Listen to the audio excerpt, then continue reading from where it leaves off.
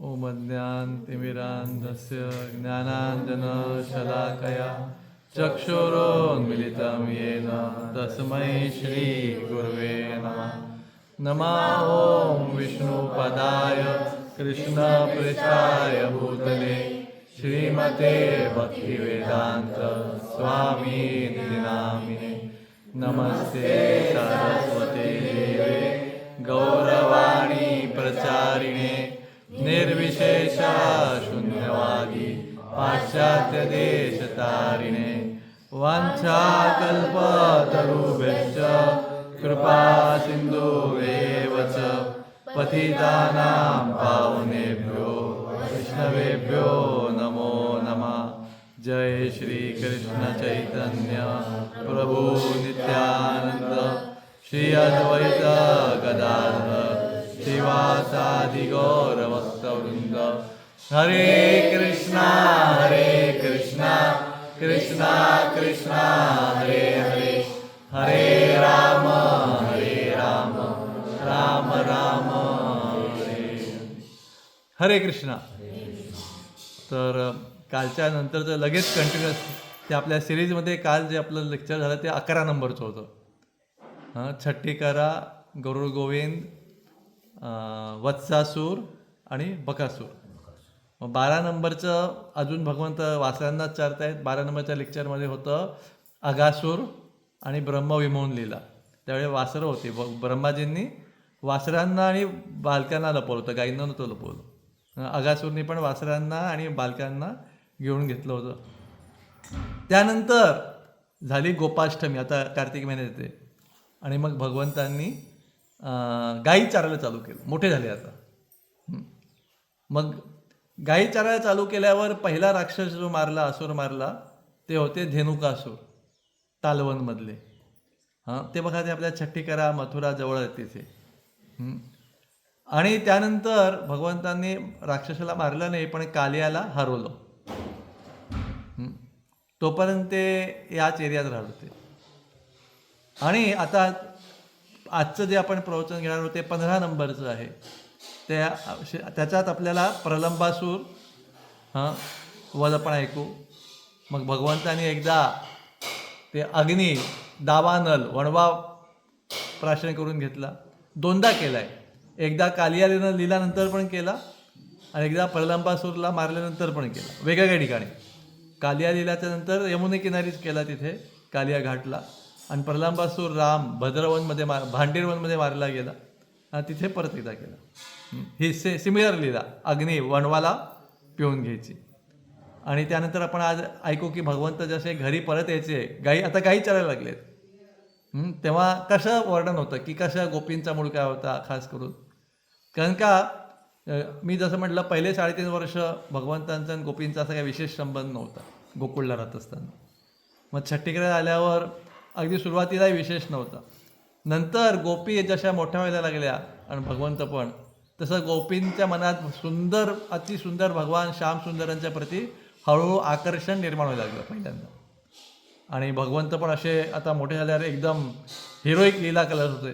म्हणजे काय म्हणूया, शक्तिपूर्ण किंवा वीरतापूर्ण. पहिलं त्यांनी कालियाला हरवलं.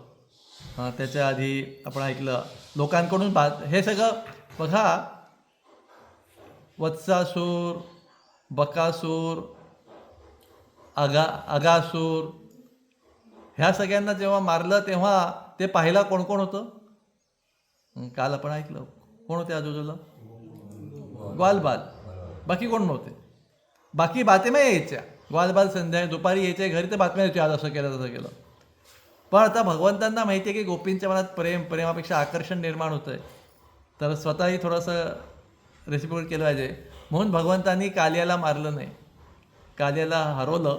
आणि तेव्हा अशी लीला केली की कालियाने पकडलं भगवंतांना, तेव्हा लगेच नाही मारलं. जवळजवळ 6 तास भगवंत कालियाशी भांडत होते. कारण का भगवंतांना गरज नव्हती, भगवंता पहिल्या सेकंदात मारू शकले असते. कारण का ती आजूबाजूला यमुने किनारी जे शेतकरी लोक, म्हणजे गोप लोक शेती करत होते, त्यांनी जाऊन ती बातमी दिली. मग सगळे छट्टीकरातले लोक आले भगवंतांना पाहायला की अरे असं यमुनेत झालं. यशोदानंद, गोपी सगळे आले. तर भगवंतांना खास करून गोपींना पण सगळ्यांना दाखवायचं होतं की कसं मी कालियाला हरू शकतो, लाईक हाऊ मच पॉवरफुल आहे. अशा प्रकारे मग आता भगवंतांनी प्रलंबासूरला मारलं. हां, आणि आता खास करून आपले आचार्य सांगतात, जेव्हा प्रलंबासूरला मारलं त्या दिवशी भगवंत नंदगाववरून बाहेर पडले होते गायींना घेऊन. धेनुकासूरला मारलं तेव्हा छट्टीकारातनंच बाहेर पडले होते.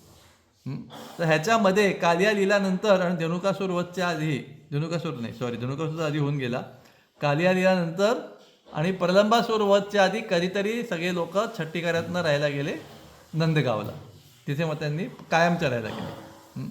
सो अशा प्रकारे आपण 11 लेक्चरनंतर आज 15 लेक्चर येऊन मधलं काय काय घडलं ते मी सांगून घेतलं. तर आता प्रलंबासूर वध, तर मी जसं म्हटलं तसं आपले आचार्य खास करून आनंद वृंदावन चंपूमध्ये सांगण्यात आलं आहे की भगवंत कृष्ण बलराम त्या दिवशी नंदगावातनं बाहेर पडले. आता गायी चरायला लागले, म्हणजे सकाळी पहाटे लवकर जाणार गाईचं दूध काढून. हां, मी जसं काल म्हटलं काय, आज सगळे मुलांना धन्यवाद, मुलींना लवकर उठून लवकर आलेले आहेत. हरे कृष्ण. अगदी जवळजवळ सूर्योदयाच्या वेळी गुड इनफ. काल थोडं उशिरा झोपून पण संग्राम प्रभू, वेदांत, भक्ती, ऋतुजा, यांचं नाव विसरलं, म्हणजे नाव माहिती आहे पण दोघांपैकी कोणते, सुजल राज माहिती आहे. तुमचं नाव काय? राज. ओके, ते मला माहीत नाही लक्षात राहील का नाही. दोघा भावांची नावं लक्षात आहेत पण कोण कोण आहे मला वाटत नाही लक्षात राहील. राज प्रभू, हे सगळे वृंदा माताजी सगळे लवकर उठून आल्यामुळे धन्यवाद. तर आपण पाहतो ही वैदिक परंपरा, वृंदावनमधली परंपरा आहे लवकर उठायचं सकाळी ब्रह्ममुहूर्ताला. तांबे प्रभू तर सुपर लवकर. हरी बोल, 4 वाजता इथे हजर होते आज तांबे प्रभूजी माताजी. सो हरे कृष्णा. सो इथे खास सांगितलं आहे लवकर. मी जेव्हा राजस्थान गुजरातला गेलो होतो, आपल्या वाडा फार्मला गायी आहेत त्या आधी 2 फार्मला होत्या, तेव्हा आणायला पहाटे 4-4:30ला गाईंचं दूध काढलं जायचं दररोज. 4:30-5च्या आधी सगळं दूध काढून होऊन जायचं. तर ओके, तर आता हळूहळू उन्हाळा आला होता आणि वृंदावनमध्ये उन्हाळ्याला त्रासदायक नव्हता, ऊन खूप वाटतंय. आत्ताच आपण ऑक्टोबर इथे म्हणतोय, खूप तापायला लागलं आहे असं म्हणतोय. काही महिन्याभरात सूर्य थंड पडेल नोव्हेंबर-डिसेंबरमध्ये. तर वृंदावनमध्ये उन्हाळा आला होता, पण उन्हाळा पण वसंत ऋतूसारखा, म्हणजे कोमळ गरम, फुल गरम नाही असा वाटत होता. आणि त्यामुळे संपूर्ण अनेक तलावांमध्ये, नद्यांमध्ये कमळं खिळलेली होती आणि पाण्यातले लिली खिळलेल्या होत्या आणि त्यांचे परागकण सगळीकडे पसरत होते. संपूर्ण वृंदावन अतिशय सुगंधी आणि थंड झालं होतं. आणि तलावांवर, नद्यांवर असं मस्त वारं यायचं, बारीक बारीक बारीक बारीक बारीक लाटा त्यांच्यात होत्या. आणि त्यामुळे वृंदावनमध्ये उन्हाळा सीझन असूनही त्याचा एवढा तापत्या सूर्याचा एवढा त्रास होत नव्हता.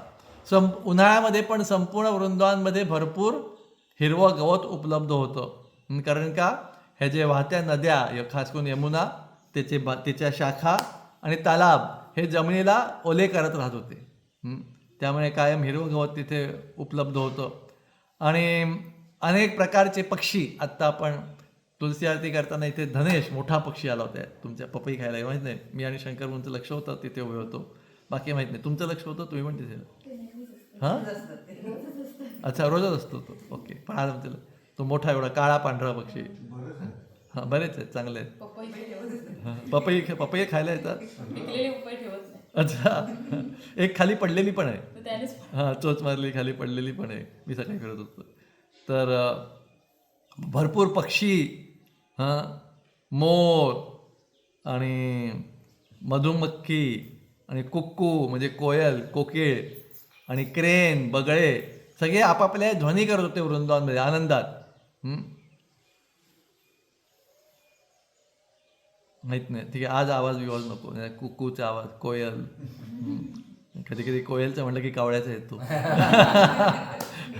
म्हणून आज प्रयोग नको सगळे आवाजाचे. आणि कृष्ण बलरामनी आता बासरी घेतली होती. ते वाजवायचे बासरी, मुलं पण वाजवायचे, मुलं स्वतःला डेकोरेट करायचे. काल आपण बघू, प्रभुपाद म्हटले खरं काम काय आहे.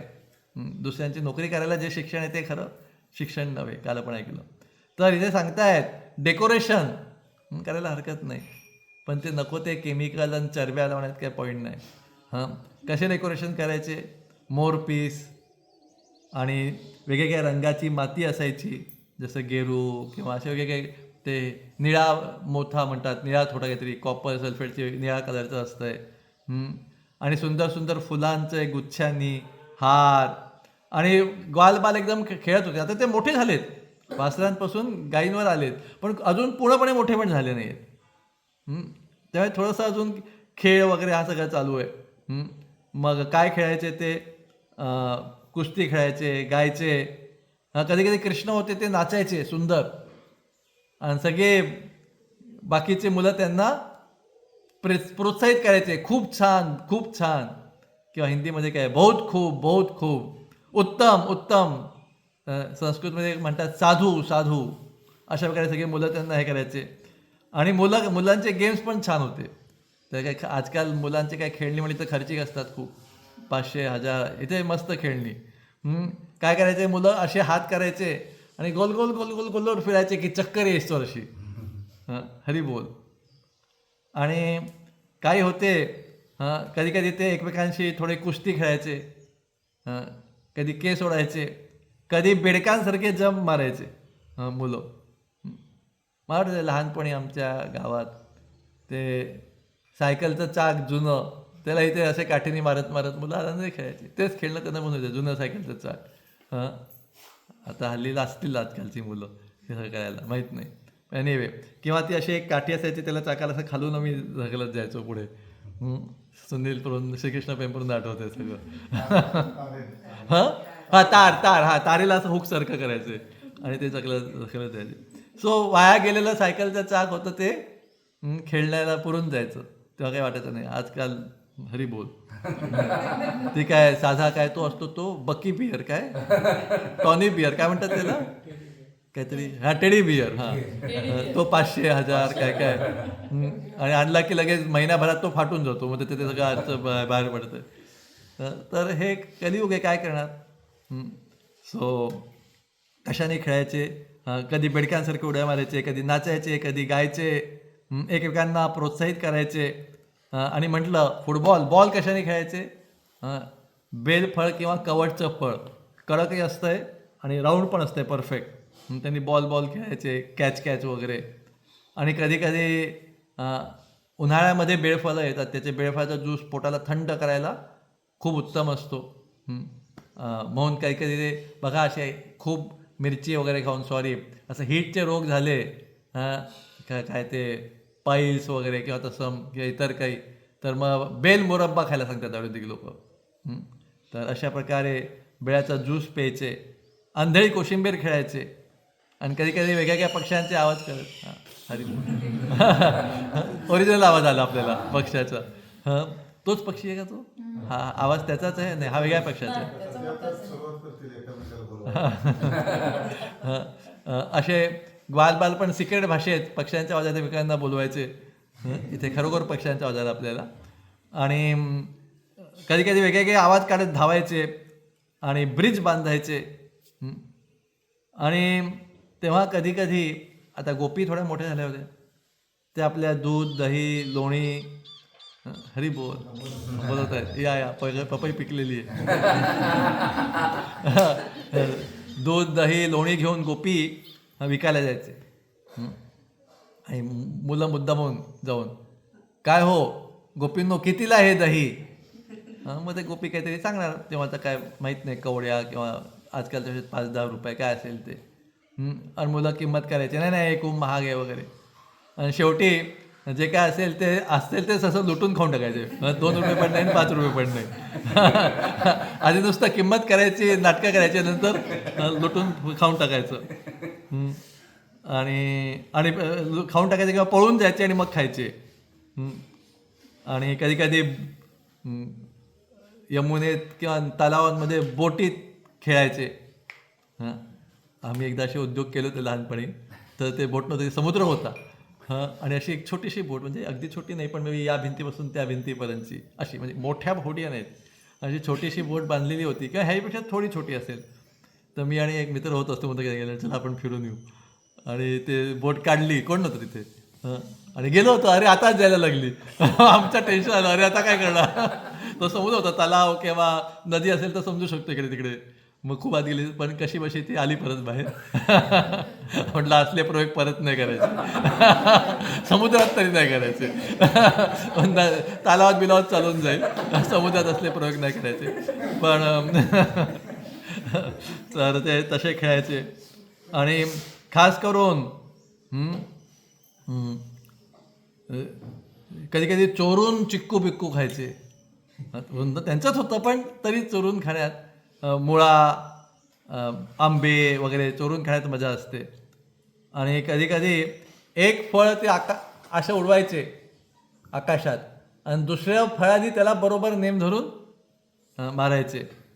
हरे कृष्ण. बघा खेळायला म्हटलं तर खूप सोपं आहे.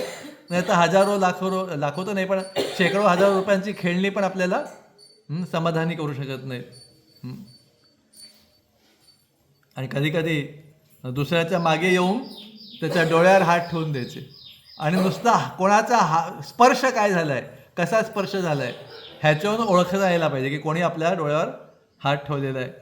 आणि प्रत्येक गेममध्ये काय करायचे मुलं होती ती काय लावायची, दाववर लावायची. दाव काय म्हणूया मराठीत, म्हणजे मी जिंकलो तर हे देईन, तू जिंकला तर हे देईन. पैज, हां पैज लावायचे गेममध्ये. पण पैज काय लावायचे, आपल्या बासुरी किंवा गाई चारायच्या काठ्या, अशा साध्या साध्या वस्तूंची ते पैज लावायचे. आणि कधी कधी झोपाळ्यावर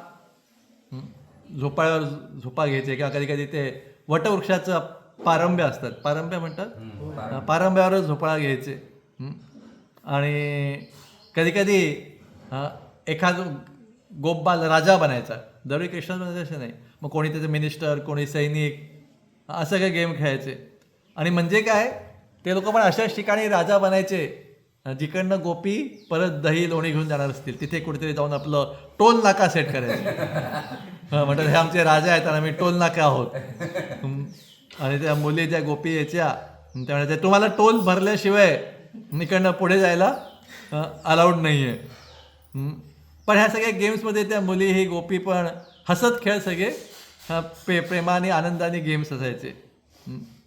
आणि संपूर्ण कृष्ण जे होते संपूर्ण व्रजमंडलमध्ये सगळीकडे असे खेळ खेळत, नद्यांमध्ये, शेतांमध्ये, डोंगरांमध्ये, झुडपांमध्ये खेळ खेळायचे. कधी पोहायचे, कधी पोहत पोहत यमुना क्रॉस करून पलीकडे जायचे. काल सांगितलं, काल एका वेगळी पद्धतीने गेले पलीकडे. कसे काल म्हटलं, वटवृक्षाच्या फांद्यांवरून कधी कधी पोहत पण जायचे यमुना क्रॉस करत पलीकडे. तर एकदा असेच ते यमुना क्रॉस करत, कारण का प्रलंबासूरला पण यमुनेच्या पूर्वेला मारलं भांडीरवनमध्ये, वत्सासूरला मारलं भद्रवनमध्ये. तर भांडीरवनमध्ये गेले पोहत पोहत. आणि गायी पण पोहत जातात. वृंदावनच्या गायी आहेत. कधी कधी काही शेतकऱ्यांना पलीकडच्या साईडला गायींना चरायला न्यायचं असतं. गायी जशा पाण्यात आनंदाने जात नाहीत, पण चरायला जायचं म्हणून सगळ्यांना तो ढकलतात आणि गायी मस्त पोहत पोहत पलीकडे जातात, पलीकडे बाहेर पडून चरतात आणि मग परत संध्याकाळी संपूर्ण एवढी मोठी यमुना पोहत पोहत जातात. तर त्या दिवशी सगळी आता गायी आहेत, वासरं नव्हती, वासरांना एवढं पोहता येणार नाही, लहान लहान वासरांना. गायी पोहत पोहत गेल्या, ग्वालबाल पण त्यांच्याबरोबर सगळे पोहत पोहत यमुनेच्या पलीकडे पूर्वेला गेले आणि तिथे फिरत होते. तर फिरता फिरता त्या दिवशी प्रलंबासूरला पाठवलं होतं कंसने. तर त्याने विचार केला, वत्सासूरने वासराचं रूप घेतलं होतं, मी काय करतो, मी एक ग्वालबालाचंच रूप घेतो. आणि जो ग्वालबाल जो त्या दिवशी आला नव्हता, काही कारणास्तव कधी कधी नाही, जसं आपण ऐकलं ब्रह्मविमोचन लीलाच्या दिवशी बलरामजी नव्हते गेले, कारण का बलरामजींचा वाढदिवस, बड्डे होता. मग बड्डे कसा करायचा असतो, दान धर्म करून. यशोदा रोहिणी माताला सकाळी लवकर उठायचं आणि ब्राह्मणा तर हे सगळं दान पूजा वगैरे करायची होती, म्हणून त्या दिवशी बलराम नव्हते गेले. तर आज पण असाच एक ग्वालबाल नव्हता आला. तर का नव्हता आला इथे लिहिलं नाही, पण काही वेगळी कारणं असतील, तो नव्हता आला. तर हा जो प्रलंबासूरने बरोबर तो जो ग्वालबाल आला नव्हता त्या ग्वालबालासारखंच रूप धारण केलं. पण भगवंतांना माहिती आहे, जसं वत्सासुरला त्यांनी ओळखलं होतं, त्यांनी ह्या ग्वालबालाला पण ओळखलं. मग कसं मारावं होतं ह्याला? तर भगवंतांनी आयडिया केली. ते म्हटलं आता ना आपण 2 ग्रुप्समध्ये गेम खेळायचा. मे बी 2 ग्रुपमध्ये कुस्ती खेळू का माहीत नाही. तर एक ग्रुप झाला कृष्णांचा, त्यांनी आपापसात काय केलं, ग्रुप बनवून घेतले. लहानपणी तुम्ही केलं असेल कधी माहीत नाही, क्रिकेट खेळता काय काय काय पण, कबड्डी खेळता, काय अजून काय असतं तुमचं ते खो खो. तर अचानक असेल तर 1-2 1-2 किंवा 2 कॅप्टन बनणार आणि तो एकेकाला निवडत जाणार, असे 2 ग्रुप पाडले सगळ्या मुलांचे. आणि मग त्यांनी कुस्ती खेळली. आणि असं पैज होतं की जो हरेल त्याने जिंकलेल्याला आपल्या पाठीवर बसवायचं, खांद्यावर, आणि एक ठिकाण होतं इथपासून तिथपर्यंत त्याला जिंकलेल्याला आपल्या खांद्यावर बसवून असं एक अंतर ठरलेलं होतं. तर प्रलंबासूरने विचार केला की कृष्ण बलराम दोघांना मला सांभाळायचं आहे, म्हणजे दोघांना मारायचं आहे. तर कृष्ण जास्त पॉवरफुल आहे असं त्याला वाटलं. तर ते म्हटलं की मी आधी बलरामजींना साईडला नेतो, पैज चांगली आहे, बलरामजींना मी कृष्णाची साईड घेतो आणि मी बलरामजींशी कुस्ती खेळतो, असं प्रलंबासूरने विचार केला. आणि मी बलरामजींशी हरतो, मग मी बलरामजींना मला खांद्यावर बसवून असं धावत जावं लागेल दुसरीकडे. पण मी काय करेन, मी बलरामजींना कुठेतरी एकदम एकट्याला साईडला जंगलात घेऊन जाईन, म्हणजे मला फक्त बलरामजींशीच फाईट करावी लागेल, बाकी एवढा ग्वालबाल आणि कृष्ण त्यांच्या मदतीला येणार नाहीत, असा प्रलंबासूरने प्लॅन केला. आणि म्हणून त्यांनी कृष्णांच्या साईडमध्ये पार्टीत गेले ते, आणि त्यांनी बलरामजींशी कुस्ती खेळली. सगळ्यांनी कुस्ती खेळली आणि बलरामजींची पार्टी जी होती ती जिंकली. त्यामुळे कृष्णांच्या पार्टीला, त्या बलरामजींच्या पार्टीच्या लोकांना एकेकाला खांद्यावर बसवून असं ठरल्यानंतर धावत जायचं होतं. पण प्रलंबासूरने निवडून बलरामजींच्याच पाठीवर बसला. पण तो दिसायला कसा होता, त्यांच्यातला एक ग्वालबालासारखा होता, जो खरोखर त्या दिवशी आलेला नव्हता. तर बलरामजींना वाटलं ठीक आहे, आणि सॉरी प्रलंबासूरने बलरामजींना आपल्या पाठीवर बसवलं, कारण का प्रलंबासूर कृष्णाच्या पार्टीत होता आणि तो हरले होती पार्टी. तर सगळ्या मुलांनी एकेकाला घेतलं आणि कृष्णांनी पण एका मुलाला घेतलं, ते हरले होते म्हणून. तर कृष्णांनी पण एका मुलाला घेतलं. तर सगळे लोक धावायला लागले. कृष्णांना हरवलं होतं श्रीदामानी, प्रलंबाला हरवलं होतं बलरामजींनी, अशा प्रकारे धावायला लागले. तर लोक म्हणतील अरे कृष्ण कसे हरतात? बघा, भगवंत आहेत, त्यांना सगळ्यात आनंद येतो. कधी कधी लहान मुलं असतात एकदम, ते आपल्या वडिलांशी असं काय कुस्ती खेळतात किंवा पंजा खेळतात आणि वडील मुद्दामून हरतात, आणि त्या मुलाला वाटतं वा मी वडिलांपेक्षा ताकदवान आहे, मी वडिलांना हरवलं आहे. अशा याच्यात दोघांनाही आनंद, वडिलांनाही आनंद वाटतो आणि त्या मुलालाही आनंद वाटतो. त्या प्रकारे कृष्ण पण आपले ग्वालबालांकडून हरायचे आणि ग्वालबालांना वाटायचं हो बघा आम्ही कृष्णांपेक्षा पॉवरफुल आहोत, मी कृष्णांना आज हरवलं. तसं म्हटलं तर कृष्णांना कोणी हरू शकत नाही, पण भगवंत मुद्दामून हरवून घ्यायचे. आणि प्रलंबासूरला वाटलं तर कृष्ण खूप पॉवरफुल आहेत म्हणून ते म्हटलं त्याला नंतर बघतो, आधी बलरामला मारतो. म्हणून प्रलंबासूरने बलरामला घेतलं आपल्या खांद्यांवर आणि ठरलेल्या ठिकाणी धावायला लागले. ते होतं भांडीरवनपर्यंत जायचं होतं. भांडीरवन नाही, भांडीरवनमध्ये होते, पण ते भांडीरवट जे खूप मोठं वटवृक्ष आहे तिथपर्यंत सगळ्यांनी जायचं ठरलं होतं. तर सगळे तिथे गेले, पण प्रलंबासूर गपचूप त्याच्या पुढे धावत राहिला. तर सगळे विचार करायला लागले, खास करून बलरामजी, अरे इथपर्यंतच आणायचं ठरलंय, हा प्रलंबासूर आहे, त्याला माहित नाही तो प्रलंबासूर आहे. बलरामजींना वाटलं की तो ग्वालबाल आहे, तो एवढा का धावत जातोय पुढे पुढे. पण मग असं झाल्यावर बलरामजींना थोडीशी शंका आली आणि बलरामजींनी काय केलं, थोडं अजून बऱ्यापैकी पुढे गेल्यावर, असं लांब गेल्यावर बलरामजींनी आपलं वजन वाढायला चालू केलं. आणि मग एवढं वजन वाढायला लागलं हळूहळू की प्रलंबासूरला ते सहन होईना. आणि ते सहन होईना म्हणून शेवटी जो त्याने ग्वालबालाचं रूप धारण केलं होतं ते रूप त्याला सांभाळता आलं नाही, आणि ते रूप सोडून मग त्यांनी खरोखर जे प्रलंबासूरचं अति मोठा तांबट केस, लाल निखाऱ्यासारखे डोळे, एकदम कोळसासारखा रंग, मोठे मोठे नख, असं सगळं जे रूप होतं प्रलंबासूरचं खरं रूप, ते त्यांनी धारण केलं. म्हणजे त्यांनी धारण नाही केलं, त्यांनी जे ग्वालबालाचं रूप धारण केलं होतं त्याला सांभाळून ठेवता आलं नाही बलरामजींच्या वजनामुळे. म्हणून ते त्यांनी आपल्या ओरिजिनल रूपाला आलं. आणि ते पाहून बलरामजी लीला करतायत. काही सेकंदाकरता बलरामजी गोंधळले किंवा घाबरले, अरे हे काय झालं. बघा, बलरामजी पण भगवंत आहेत, पण ते पण कन्फ्यूज होऊ शकतात. ते का कन्फ्यूज झाले? अरे हा तर माझा मित्र होता सवंगडी, आमच्यातला एक होता, पण हे काय झालं आता एवढं मोठं? आणि बलरामजी त्याच्या खांद्यावर बसले. लक्षात घ्या, बलरामजी एवढ्या उंचीला होते, एवढ्या उंचीला खांद्यावर, आता अचानक खूप उंच निघून गेले, कारण का तो मोठा असुराचं रूप झालं त्याचं.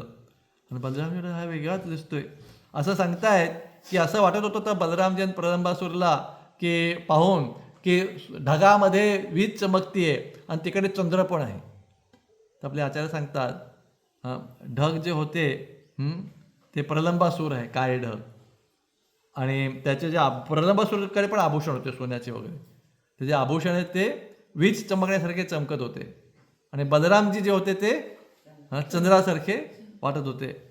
आणि एवढा बलरामजींनी लीला केली घाबरल्याचं. त्यांनी ते मूळ ठेवला, कारण का प्रलंबासूरलाही वाटावं की बलरामजी घाबरलेत मला पाहून, आणि मग त्यांनी हाक मारली, हे कृष्णा, हे बघ काय झालंय, हा मोठा असुर आलाय, आता मी काय करू? सो बलरामजी कृष्णांना हाक मारून मदत मागतायत. एक मिनिट.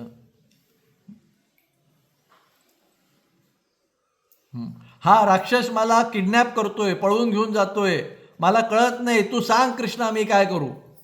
कृष्णांनी हा आवाज ऐकला. लांब बलरामजी आणि तो ग्वालबाल लांब जाताना पाहिला होता, पण आता फक्त आवाज ऐकू येत होता लांबून.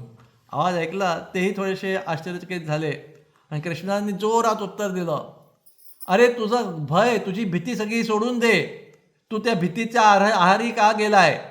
आठवण काढ, तुझी खरी पॉवर काय आहे, तू बलराम आहे, आणि त्या राक्षसाला मारून टाक, असं कृष्णांनी उत्तर दिलं. बलरामजींना आता कळलं की हा प्रलंबासूर खरोखर राक्षस आहे आणि मला पळवून द्यायचा प्रयत्न करतोय बाकी मित्रांपासून लांब.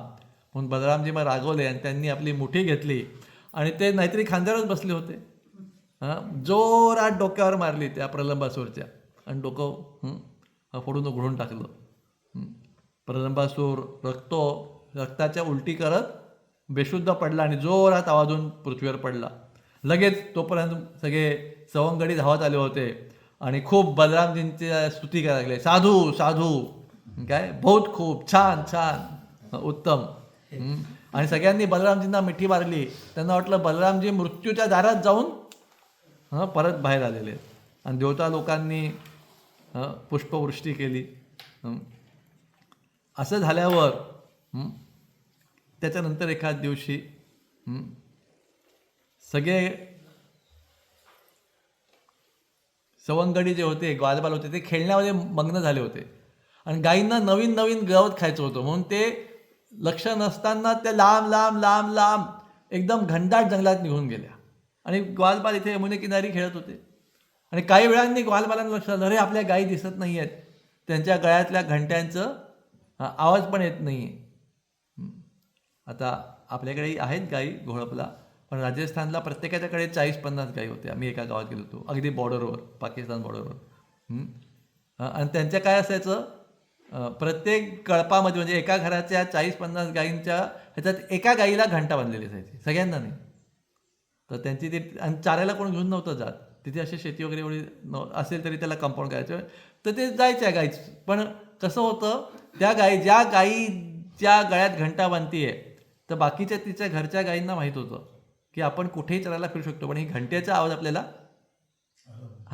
आणि प्रत्येक गाईला आपल्या घंटेचा, म्हणजे आपल्या ग्रुपच्या, आपल्या मालकाचं, म्हणजे आपल्या जे ग्रुप आहे, म्हणजे ह्या घरातल्या 40 गाई असतील तर त्याच्या गळ्यात घंटा आपल्याला सेम वाटते, पण त्या गाईंना कळायचं ही घंटा माझी आहे, माझी नाही, हे कधी दुसऱ्या घरचे लोक आहेत, दुसऱ्या घरच्या गाई आहेत. तर अशा प्रकारे त्यांचं टेक्निक होतं. त्या घंटा जिथे जी गाय घंटा असतीये तिच्या आजूबाजूलाच, म्हणजे लांबपर्यंत जायच्या, पण आवाज ऐकू जाईल त्यांना, तेवढ्यातच बाकीच्या गायी पण चरायच्या. अशी त्यांची टेक्निक होती. ते कोणी असं निघून द्यायचं, पण इथे गायी होत्या त्या नवीन गवत खात खात एकदम डीप जंगलामध्ये निघून गेल्या. त्या बाजूला मोठे मोठे बांबूची झाडं होती, वाढलेलं झाडं होती, आणि अचानक ग्वालबालांना हे झालं, काय पश्चाताप करायला लागले, अरे आपण खेळत राहिलो आणि गायी कुठेतरी लांब निघून गेल्या, हरवल्या आहेत. मग बघा खरं एज्युकेशन, त्यांनी गायींना कसं शोधलं, अर्धवट गवत जे खाल्लेलं होतं ते कुठे कुठे अर्धवट गवत खाल्लेलं आहे. बघा तुम्ही पाहिलं असेल म्हैस, गाईच्या मध्ये आणि बाकी प्राण्यांमध्ये गवत चरण्यात हा फरक आहे. इथे नाही लिहिलं आहे, पण मी ऐकलं आहे म्हणून, शिकलो आहे म्हणून सांगतोय. गाई सहसा गवत चरताना 99% सहसा म्हटलं मी, गवताला उपटून खात नाहीत. त्या मशीनच्या डोक्यावर तुम्ही पाहिलं असेल, ते लावून ठेवतात आभूषण, असं आजोड उपटलेलं गवत. पाहिलं का नाही? गाईचं असते कधी नाही. गाई कायम गवत खाताना त्याची मुळं जमिनीतच ठेवतात, फुल उपटून खात नाही. तर एखादं होत असेल, पण सहसा ते असे तोकडे करूनच वरचं गवत खातात. त्याचे नैसर्गिकरित्या 2 फायदे आहेत. एक, ते गवत परत उगवत आहे, आणि दुसरं, गवत जरी सडलं तरी त्या जमिनीमध्ये सडलेल्या गवतामध्ये तिथे भुकं बनतात, ज्यातनं पाणी आत झिरपू शकते. पण म्हैस आपली आहे किंवा बाकीच्या बकऱ्या पण त्यास बरेचदा गवत उपटून खाऊन टाकतात. आणि त्या म्हशीच्या तोंडात असे ते फिरत असतात, त्यांचं गवतात ती माती लटकली असते, ती माती काढायची असते गवताची. तर म्हणून पहिलेच्या काही गावांमध्ये काय होतं, सहसा सगळ्या एरियात सगळे प्राणी चरत होते. कृष्णाकडे पण म्हशी होत्या, बकऱ्या होत्या, त्यांची चरायची एरिया असायची. पण एक एरिया स्पेशल असायची जिथे फक्त गाईच चरू शकतात. तिथे मग बकऱ्या म्हशी चरू शकत नाहीत, आणि बाकी एरियामध्ये कोणी चरू शकतं. अशा गावांमध्ये चरायच्या 2 एरिया वेगवेगळ्या असायच्या पूर्वी. एक गाईची चरायची स्पेशल एरिया, आणि एक बाकी सगळ्यांची कॉमन. तर गाई अशा आत निघून गेले. त्यांनी अर्धवट खाल्लेली गवतला पाहत पाहत ग्वालबाल गायींना शोधायला लागले, आणि आपल्या गायींच्या खुरांच्या निशाणांनी असे गेले. तर पाहतात, अरे बघा, एकदम दाट जंगलात गायी शिरलेल्या आहेत. त्या वनाचं नाव होतं मुंजा वन. आणि त्या गायींना पण कळलं की आपण आपले स्वामी ग्वालबालांपासून लांब गेलोय. तर त्याही भीतीने रडायला लागल्या होत्या की अरे आपले ग्वालबाल कुठे गेले. पण तेवढ्यात काय झालं, हे तिथे पोचले ग्वालबाल, पण तेवढ्यात ह्या वाढलेल्या ह्याच्यात अग्नी लागली मोठी, आणि वणवा पेटला. गाई आणि ग्वालबाल ह्यांच्या 4ही साईडला आता वणवा पेटला होता. आणि फास्ट पसरते, वाढलेला उन्हाळ्याचा सीझन आहे, वाढलेला सगळ्या पाला पाचोळा होता, 4ही साईडला पसरला. आणि सगळे जोरजोरात भगवंतांना हाक मारायला लागले, कृष्णा आम्हाला तूच वाचवता. आणि लगेच जे ज्वाला आहेत त्या मोठ्या मोठ्या व्हायला लागल्या, वाढलेलं सगळं असल्यामुळे. आणि कृष्ण बलरामकडे आले. भगवंत म्हटले घाबरू नका, तुम्ही काय करा, डोळे बंद करा.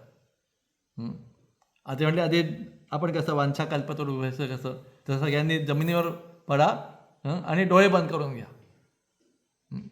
आणि सगळ्यांनी डोळे बंद केले. भगवंताने असा हात केला, आपण ओंजळीने पाणी कसं पितो तसा हात केला, आणि असं नुसतं हवा शोषून सगळी जी अग्नी होती, एवढी अग्नी नाही, एवढा मोठा वणवा होता, कोण शोषून घेतला आतमध्ये. आणि मग भगवंताने सांगितलं आता तुम्ही उभा राहून डोळे उघडू शकताय.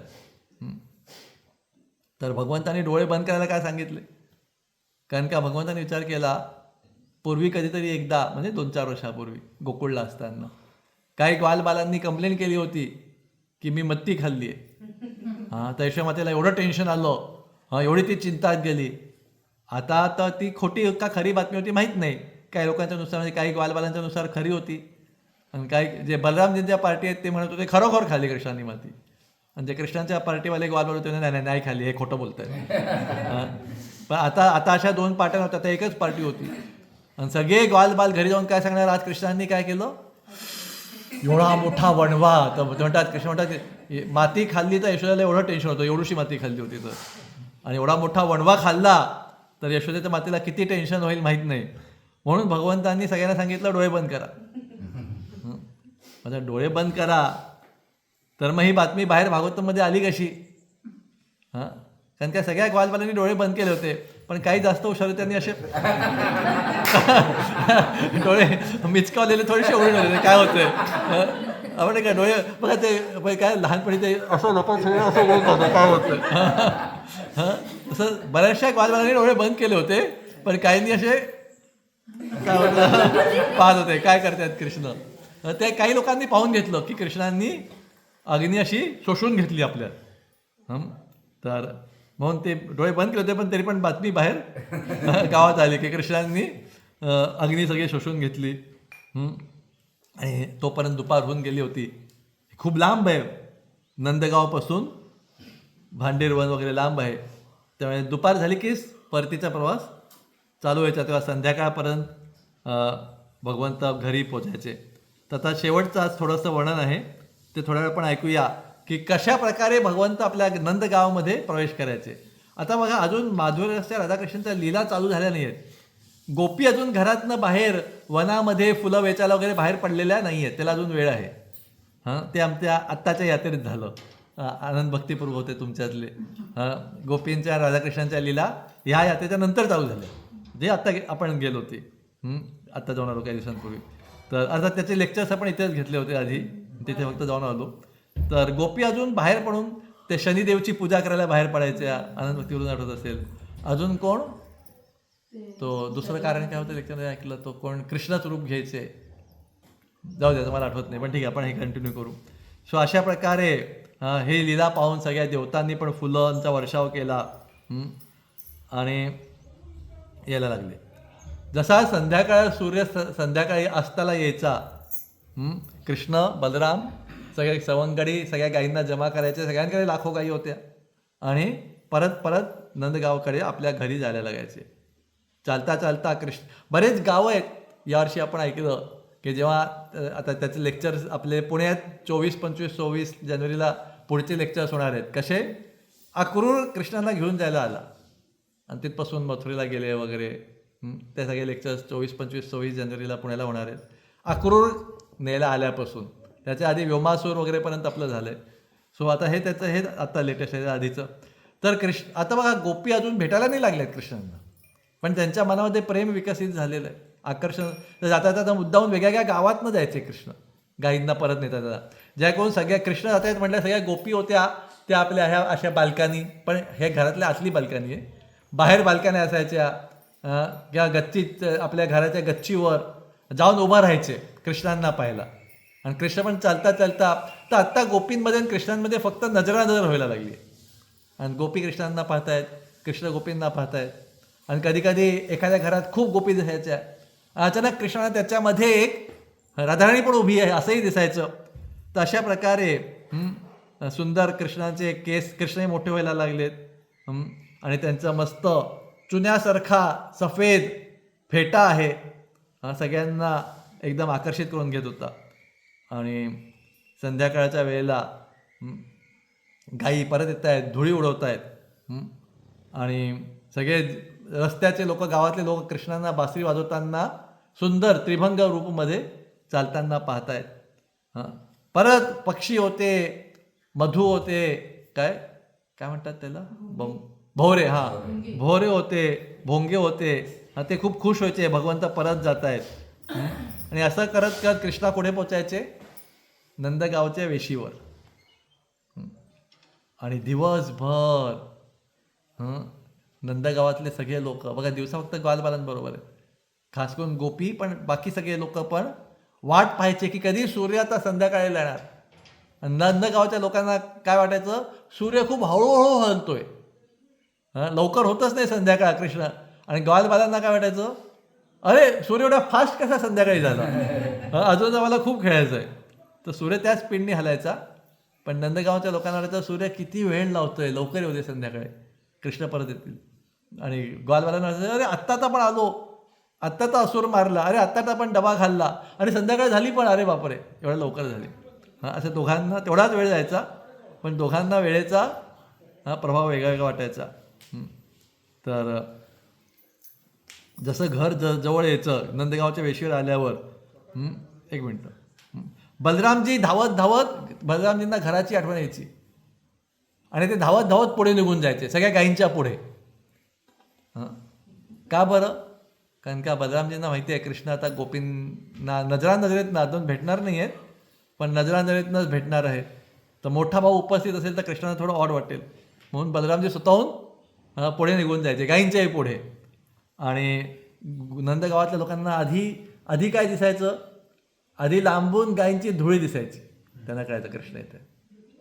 मग जवळ आल्यावर गायींचा आवाज ऐकू यायचा, मग अजून जवळ आल्यावर ह्या मुलांची बासरी वगैरे ही ऐकायला यायची, आणि मग अजून जवळ आल्यावर मग त्यांना सगळं गायी आणि बासरी नाही, गायी आणि मुलं दिसायला लागायचे. आणि गोपींच्या मनात दिवसभर आपल्या काही ते कामं करतायत घरची शेतातली, फक्त गोपींच्या नाही सगळ्याच वृंदावनवासींच्या, पण गोपींच्या मनात खास करून अधिक तीव्रतेने एकच विचार असायचा, संध्याकाळ कधी होणार आणि कृष्ण बलराम परत कधी येणार. जसं त्यांना कळायचं आहे लगेच गोपी होत्या त्या आपल्या घराच्या गच्चीवर जायच्या आणि कृष्णाचं शरीर जे होतं आणि अशा कृष्णांना पाहून गोपींच्या मनातलं जे प्रेम होतं ते 100 पटीने वाढून जायचं आणि अचानक कृष्ण पण त्यांच्याकडे पाहायचे. बाकीच्या व्रजवासींची स्थिती कशी होती ते मी सांगितलं आता कसे येत आहेत. लगेच जवळ आल्या यशोदा धावत जायची आणि कृष्णांना आलिंगन द्यायचे की तू दिवसभर बाहेर होता. आणि प्रत्येक मुलगा आपल्या आईबरोबर मग आपल्या घरी जायचा. आणि आज सांगत होते माहिती आहे का आज काय झालं, आज कृष्णांनी प्रलंबासूरला मारलं. हे आधी होऊन गेले. मग आज कृष्णांनी काय केलं, अग्नी पिऊन टाकला एवढा मोठा वणव्यातला.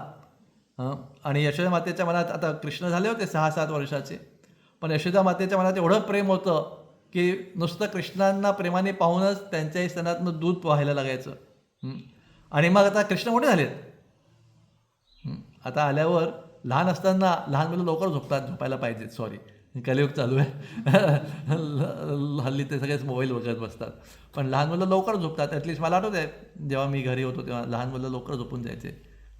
तर लहानपणी काल आपण वत्सासूर वधाच्या वेळी कृष्ण घरी आले की आंघोळ करायचे आणि लवकर यायचे घरी संध्याकाळच्या आधीच वस्त आणि जेवण करून झोपून जायचे गाई येईस्तोवर. पण आता कृष्ण मोठे झाले ते काय करणार, दूध काढणार. आणि कृष्ण दूध एवढ्या सुंदर प्रकारे काढायचे आणि कृष्ण दूध काढतायत हे पाहिला पण सगळ्या गोपी लोक. पण गावामध्ये ना असे टॉवर्सने काय म्हणूया मचाणी होत्या. त्या सुरक्षा वगैरे करता होत्या सैनिकांकरता रात्री, पण गोपी त्या मचाणीवर जायच्या आणि कृष्ण कसे दूध काढतात त्याचं वर्णन आहे की कृष्ण कसे दूध पण अगदी काय म्हणतात ना आर्टिस्टिकलीला काय म्हणूया म्हणजे एकदम पद्धतशीर पण एकदम सुंदर असं कसे दूध नाही काढायचे. आणि कृष्ण एवढे दूध काढताना एवढे छान दिसायचे की त्याचं वर्णन आलंय.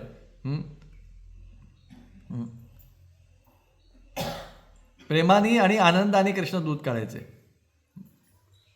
आणि गोपी होत्या त्या कृष्णांना दूध काढताना पाहून खूप आनंद प्राप्त करायच्या.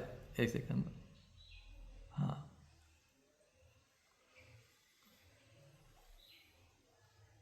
पाहू द्या कुठे वर्णन.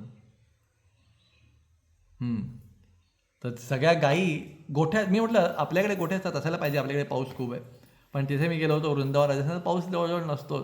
तर गायींना असं अंगणातच उघडं असतं बसायला, फक्त वाड्यामध्ये म्हणजे एक कंपाऊंडच्या आत अगदी बस बांधायला.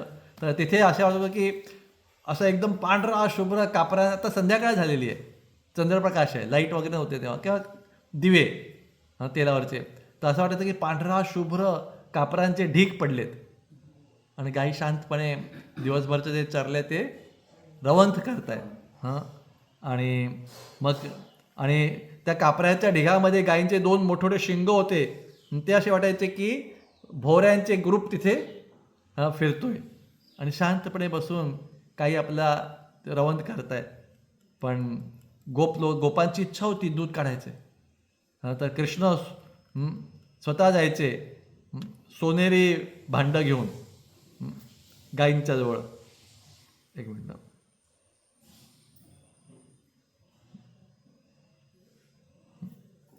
सॉरी. आणि मी म्हटलं गोपी ऑलरेडी त्या मचाणीवर गेले आहेत आणि कृष्णांचं सुंदर निळ्या कमळासारखे कृष्ण दिसत आहेत संध्याकाळी आणि ते दूध काढताना पाहत आहेत. आता इथेच म्हटलं आहे, ते वर्णन आलं आहे. आणि कृष्ण दूध काढताना कृष्णाच्या डोक्याला थोडा फेटा होता, तो गायींच्या पोटाला लागल्यामुळे तो थोडा सरकायचा असा. ते पण अजून सुंदर दिसायचा, तो तिरपा झालेला.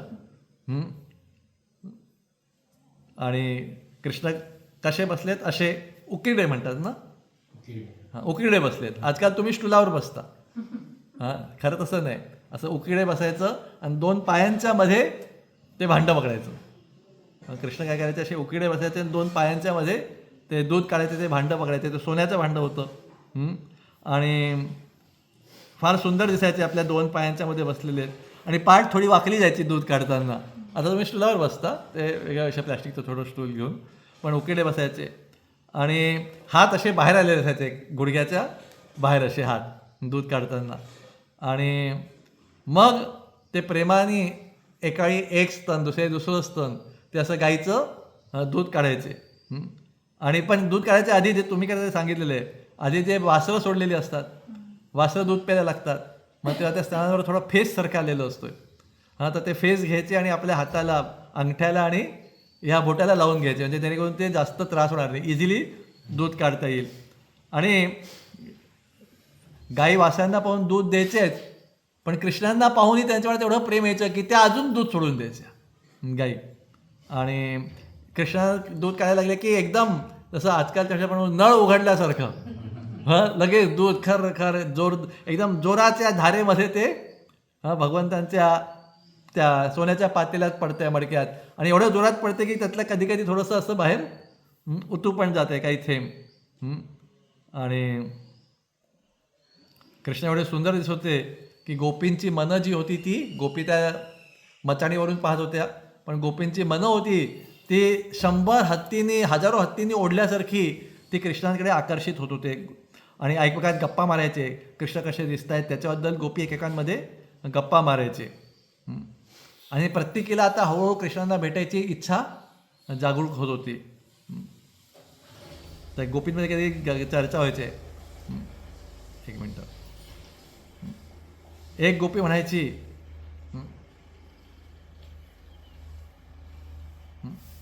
की कमळ आहे ते सुंदर दिसतं, पण कमळावर जेव्हा भोरे फिरायला येतात तर ते कमळ अजून सुंदर दिसतंय. तर एक गोपी दुसऱ्या गोपीला म्हणते, मला काहीतरी मंत्र सांग, ज्या मंत्राच्या बोलण्याने कृष्ण आमच्या अंगणात म्हणजे आमच्या घरी येतील दूध काढायला. गोपींच्या इच्छा आहेत की कृष्णाने यावं, जवळून पाहायला मिळावं वगैरे, भेटायला मिळावं, घरी आले की काहीतरी निमित्ताने भेटता येईल. तर मी जसं म्हटलं तसं ह्याच्यानंतर गोवर्धन लीला होते काही वेळाने. आणि गोवर्धन लीलेनंतर मग गोपी एवढ्या अट्रॅक्ट होतात कृष्णांकडे की त्यांनी गोवर्धन उचललाय, मग त्या भेटायला लागतात. तोपर्यंत असेच नुसते लांबूनच त्यांच्या मनात भेटायच्या इच्छा आहेत, पाहतायत, हे सगळं होणार आहे. तर दुसरी गोपी म्हटली, कसं करूया, कोणत्या मंत्राने किंवा कोणतं कारण दिलं की कृष्ण आपल्या अंगणात येतील, आपल्या घरी येतील गाईंचं दूध काढायला. तर तिसरी गोपी म्हणते, सांग, थांब मी सांगतो. तू घरी जा आणि आपल्या वडिलांना काय सांग की त्या गोपी म्हणतात की ह्या गायी आहेत ना आपल्या, एवढ्या ताकदवान आहेत आणि त्यांचं दूध काढायला एवढं कठीण आहे की आपल्यासारख्या मुली ज्या आहेत, आपल्यासारख्या मुली तर सोडा, इव्हन पॉवरफुल पुरुष लोक पण दूध काढायला घाबरतात. त्यांनाही जमत नाही यांचं दूध काढायला, आपल्याला तर बिलकुल जमत नाही. ह्या गाई खूप चंचल स्वभावाच्या आहेत, ताकदवान आहेत, आणि ते आपल्याला दूध द्यायची त्यांना इच्छा पण नाही, त्यांना वासराला द्यायची इच्छा आहे, म्हणून आपण त्यांचं दूध काढू शकत नाही गाई असून पण. तर पहिली गोपी म्हणते, हे तू सांगितलं ते ठीक आहे, आपल्याला दूध काढायला जमत नाही, पण ह्यानी कृष्ण आमच्या घरी कसे येतील? मुद्दा काय आहे, कृष्ण आपल्या घरी कसे येतील हे तू सांगितलं नाही. तर गोपी म्हणते, तू जा आणि आपल्या सासऱ्यांना काय सांग की हे आम्हाला दूध काढायला जमत नाही, तुम्हाला एवढं जमत नाही, पण आत्ता आम्ही पाहिलं आहे कृष्ण खूप एक्सपर्टली दूध काढतात, एकदम उघडलेल्या नळासारखं. तर तुम्ही का बरं कृष्णांना बोलवत नाही आपल्या गाईचं दूध काढायला? हे कारण आपण आपल्या घरच्यांना देऊया की कृष्ण एक्सपर्ट आहे दूध काढण्यात, तुम्ही जा. आणि मग घरचे लोक विचारतील, हा कोण कृष्ण आहे? मग मोठे कृष्ण मोठे भगवंत आहेत, पण नंदगावात लोकांना खूप मुलं आहेत, म्हणजे हा कृष्ण कोण आहे, कुठे राहतो? तर तुम्ही उत्तर द्यायचं की कृष्ण कसे दूध काढण्यामध्ये खूप एक्सपर्ट आहेत, आम्ही आत्ता पाहून आलेलो आहे. आणि हे ऐकून तुमच्या घरचे लोक नक्कीच कृष्णाला बोलवतील, कारण त्यांना ते दूध काढायला व्यवस्थित जमत नव्हतं. गाई पण एवढ्या मोठ्या आहेत, ताकदवान आहेत, आणि त्याही दूध विशेष देत नव्हत्या. आणि अशा प्रकारे आपल्या घरचे सगळे वरिष्ठ लोक आहेत ते लगेच कृष्णांना बोलवतील आणि कृष्ण येतील आपल्या घरी दूध काढायला. अशा प्रकारे सगळ्या गोपीं कायम आपापल्या ग्रुपमध्ये कृष्णाबद्दल चर्चा करायचे. आणि मग कृष्णांचं दूध काढून झाल्यावर कृष्ण निघाले आणि आपल्या घरी गेले परत. तर अशा प्रकारे दिवस जो होता गोपींचा, दिवसभर विरहभावनामध्ये यायचा, कारण का कृष्ण वनात निघून गेले. आणि पहाटे आणि संध्याकाळी कृष्णांच्या वेगवेगळ्या गावामधल्या क्रिया, खास करून दूध काढायच्या लीला गोपी पाहायच्या. अशा प्रकारे त्यांच्या लीला झाल्या. आता आजचं इथेच संपतंय. मग हे झाल्यावर मी म्हटलं तसं मोस्टली थांबा आपण बघूया. ही लीला झाल्यानंतर हां एक लेक्चर होतं गोपींच्या मनात अजून प्रेम वाढतं, कसं वाढतं त्याचं. नंतर भगवंतांनी वस्त्रहरण लीला केली आणि त्यानंतर ब्राह्मण पत्नींचा उद्धार केला. त्यानंतर मग गोवर्धन लीला झाली. मग त्यानंतर राधाकृष्ण तो पण राधाकृष्णांच्या बाहेर वनामध्ये वगैरे भेटायच्या लीला चालू झाल्या. तर आपण इथे थांबूया. परत कधी येईल तेव्हा पुढचंही आपण घेणार आहोत. हा गोपींच्या मनातलं प्रेम कसं विकसित होतं ते आणि वस्त्रहरण लीला बघूया. जे काय असतील त्या घेऊया आपण पुढचे. हरे कृष्ण. श्रील प्रभुपाद की जय. श्री वृंदावन धाम की जय. डायरेक्ट बंद करू. हां